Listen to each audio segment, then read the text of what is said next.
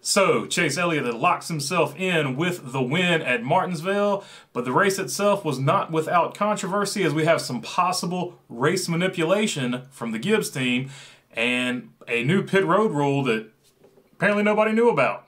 All that and more coming up on the recap. So, Chase locks himself in along with Joey Logano, Denny Hamlin, and Brad Keselowski. Denny Hamlin and Brad Keselowski raced their way in on points. Logano and Elliot, of course, won to get in.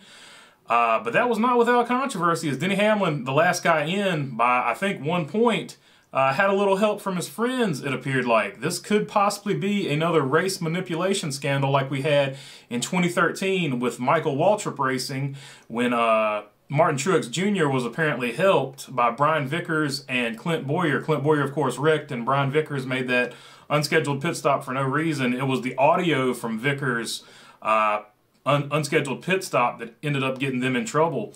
So this might possibly not be over because I think in that particular situation, Jeff Gordon was added and we had 13 drivers in the round of 12 that year. So this might not be over with yet. It's possible that Kevin Harvick could get added if they find any audio through pit communications or anything like that that sort of was askew.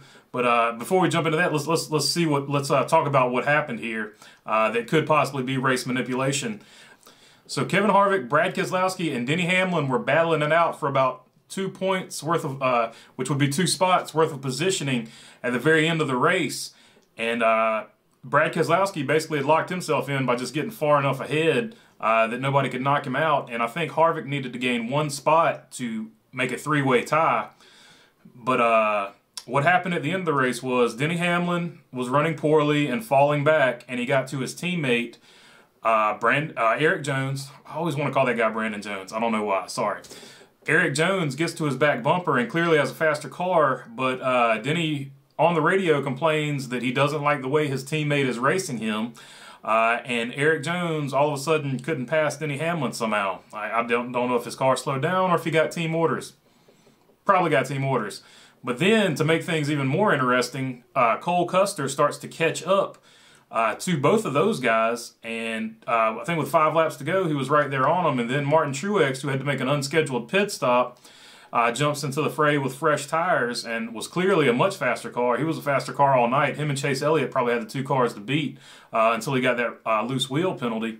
So Martin Truex joins that battle and gets right in front of Custer. Custer sort of lets him go because he knows he's faster. But then Truex gets up to Eric Jones, and that gives a 2-car buffer, and then he doesn't even attempt to try to pass Eric Jones. So that gave Denny Hamlin a 2-car buffer where Cole Custer couldn't pass him and put him in that position for a 3-way tie amongst Kevin Harvick, Brad Keselowski, and Denny Hamlin. So it'll be interesting to see if NASCAR goes back and looks at any of that pit road audio communication like they did in the 2013 Michael Waltrip racing scandal. So I don't know if this is over with yet. Obviously, I'm filming this tonight after the race, so news could break in between now and when this video gets finished downloading and uploading or whatever. So it'll be interesting to see how that takes place, but there is quite possibly going to be some type of race manipulation penalty handed out. And I don't know if Denny Hamlin will stay in the playoffs or if they'll just add Kevin Harvick, or if they'll just say we can't prove it and let it be. But let me know what you think down below in the comments. I would love to know. I'd love to talk about this. So this is very, very, very interesting. Another thing to note during the race, Chase Elliott dominated. He had the best car all day, but he might not have won. He might have been assisted here. A very controversial call. A lot of people were sort of talking about on Twitter and stuff. Chase Elliott had a jackman jump over the wall early, and then the jackman jumped back up on the wall, and then came back across to service the car. Normally, if a jackman goes early, NASCAR would penalize the 9 car. But in this case, they said the jackman, when he jumped back over the wall, reset the pit stop since he hadn't made any type of effort to service the car before he went back and touched the wall to reset. This was the first time I had heard of the rule. This was the first time the announcers in the booth had heard of the rule. So it's quite controversial. Chase haters are saying that, you know, this is showing favoritism to Chase. NASCAR just loves Chase, and they want him to do well, so they cut him some slack here, bent the rules, whatever you would like to say there. If you're looking at the people who see this as a rule infraction, the people who are Chase Elliott fans are obviously saying it's not a rule infraction. The guy clearly knew what the rule was. That's why he went back and reset the pit stop.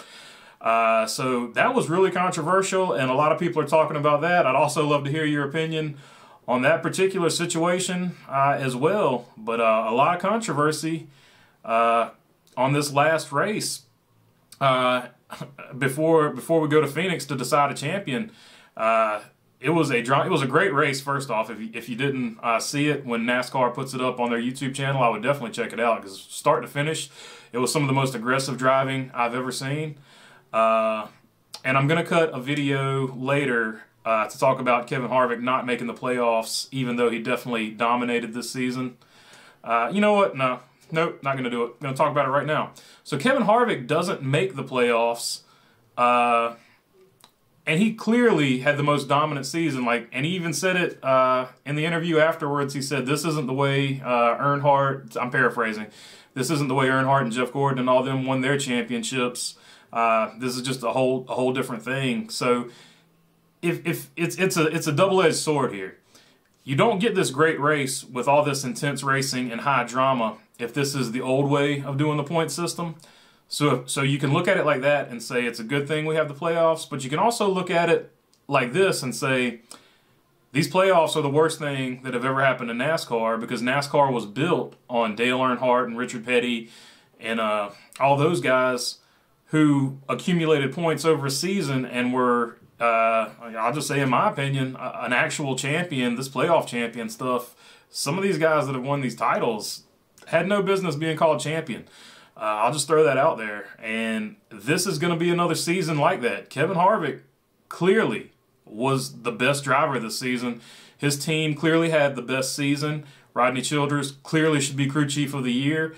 And for him to not even be in the last race of the playoffs is absolutely ridiculous.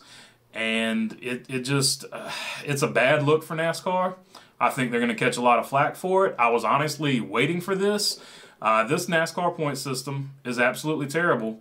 And I might still cut another video on just how terrible the point system is. But I did want to include this one Kevin Harvick rant or whatever at the end of this video here.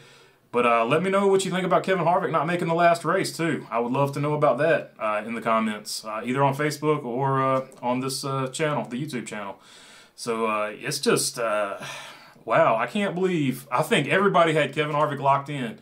And for him to not even make the last race, to have a chance at the championship after he's had an absolutely dominant season, it's just, it doesn't feel good. It doesn't feel right. And I can't. Whoever wins this championship, I'm not ever going to look at them like, yeah, they were the champion. Even if it's Denny Hamlin, who had the next best season, but he's had so many bad finishes that he was not nearly as consistent as Harvick. It baffles me that we have gotten to a point in NASCAR that this is the point system.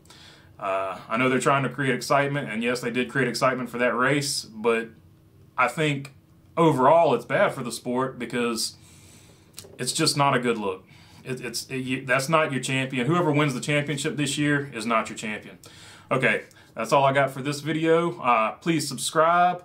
It really helps out the channel, and we really would appreciate it. And thanks for your time. Peace.